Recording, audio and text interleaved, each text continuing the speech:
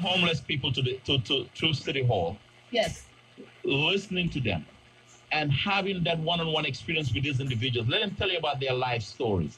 And from there, you can make a recommitment to helping these individuals or helping the organizations that are helping them and helping eradicate homelessness in your city. But you're not going to get that. I mean, it's simple that Pope Francis can hire a barber that once a month will cut the hair of these homeless people. It's a simple, but it's a very powerful gesture. Absolutely. It's very powerful symbolic statement. And just so you know, as a little black Catholic girl here, last year he washed the feet during Easter of many of those individuals. I mean, that's what the Pope did. And didn't have to do that. Yeah, I don't see these people washing the feet of any homeless people. But I'm just saying, bringing homeless people to the city council building. I want them to know the visual. Have a homeless week. That's right. That's something that we don't have.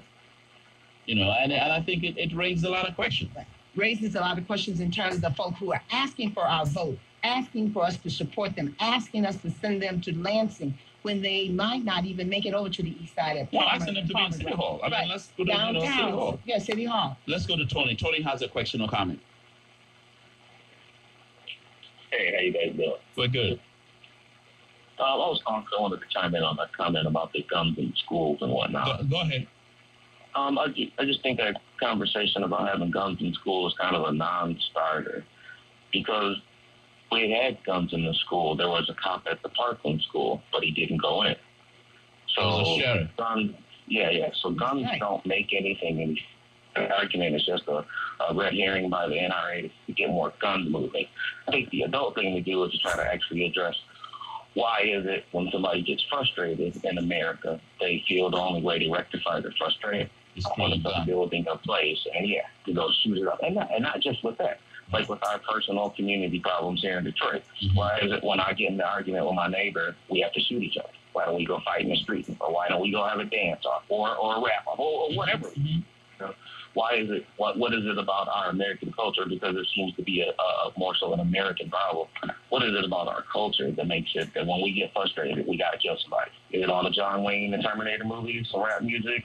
Is it all that stuff put together? You know, what is it exactly? Is it better than because this argument about arming more teachers or paying for more security guards, that doesn't help anybody. Because I don't want a teacher with a gun. I don't want half of these police people with guns. Right. Because we see that they could be college. So that whole idea, I don't know, that's just a bad argument. And we're losing, right? And in the meanwhile, the NRA sneaks in some more guns. Our schools don't get any better. And us here in Detroit have to pay for private schools because we can't send our kids to the public. So we just lose. And I think we should have a higher level of, discussion about that. No, I think you raised some valid points. Like Tupac said, "What me against the world." So I think there is. I think people are in different positions, state in life, state of mind, and that sometimes forces them to doesn't excuse the behavior, but forces them to express themselves in certain ways, and and that maybe end up being fatal or end up being inimical to their own progress. So I think that's a legitimate issue. Thank you so much, Tony. And Bankley, not to forget, I mean, even though all of that was correct, the ability to purchase a gun is really part of this issue. That's part of the problem, right? That is true. To be able to purchase a gun, I asked a person... Well, the NRA, I don't think is in favor of lowering the age. Not at all. So that is the issue. Ann, go ahead. Let's go to Ann. Yeah.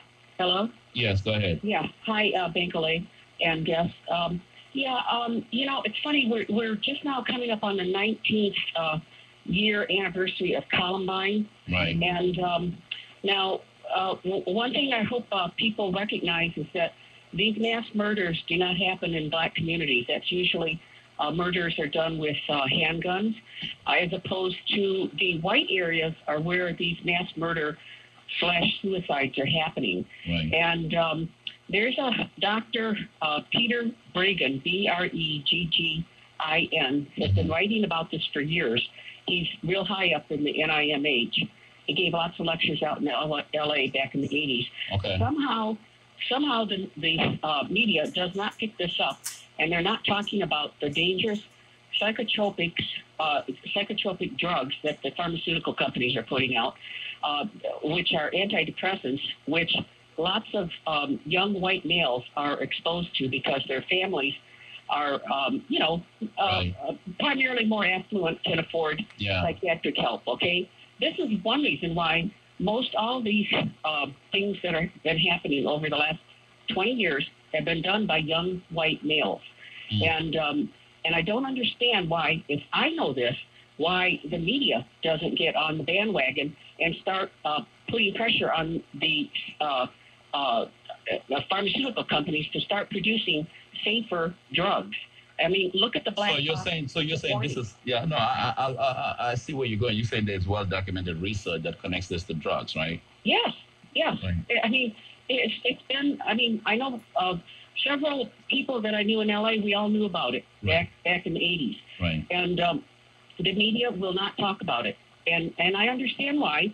People don't want to be sued, and they don't want to get in a wrangle with the pharmaceutical companies. But let me tell you, all of these things that people do with the schools and whatnot, it's not going to stop it, because unless they cure this problem, along with the opioid problem, along with other, dangerous drugs, these things are going to continue to happen. There's a woman that wrote about this over 20 years ago, like when the Columbine thing happened. Right. So, they need to start doing their homework. And I don't know how to stress this enough. People out there, wake up, look up Peter Breggin, and there are other writers that have been writing. How you spell his last name? It's Breggin. Okay. And he's been talking about overdosed America for years and the dangers of these types of drugs. They change your brain chemistry permanently, and some people can handle them. In fact, most people can handle antidepressants, but there's a certain percentage that cannot, and that's what's happening. And it's not all of it, but it's quite a bit of it. And I think Peter Roger Breggin, right? Peter Breggin. B-R. Yeah, Breggin. Peter Breggin, Dr. Peter Breggin. Yeah, I mean, I just pulled him up. His middle name is Roger Breggin. Oh, okay, Roger. I didn't know his name. Yeah, he studied at Harvard. Take a look at some of his stuff and look at some of the other writers that have been writing about this for years. And I just wish people would start bringing this out in the media. It needs to be looked at, because it's a major part of the problem, because we don't find it in the black communities, and that's why. White people take their kids, they're usually young white males, and they take them to psychiatry. The first thing they do is give them these drugs. And it sets up a model for mass murder suicide. I'm telling you, I've known about it for years, and it just astounds me that the media is not talking about it. Well, thank you. Anyway, thank you so much for adding perspective to this conversation. That's a whole different take on Livonia. Sure is, absolutely. I just pulled up Peter Breggin. And it's absolutely, there are moves within the medical community acknowledging that there's a connection between the drugs and the mental state that people are in, not only for young adults, but also for senior citizens. So there is a movement and a discussion going on. Not moving fast enough to catch up so we don't lose so many different lives. Right, no question. There's so much we could talk about. Yes, absolutely. Demanding gun control in nationwide walkouts. Thank you so much, Livonia, for being here. Well, it's truly my pleasure. All right.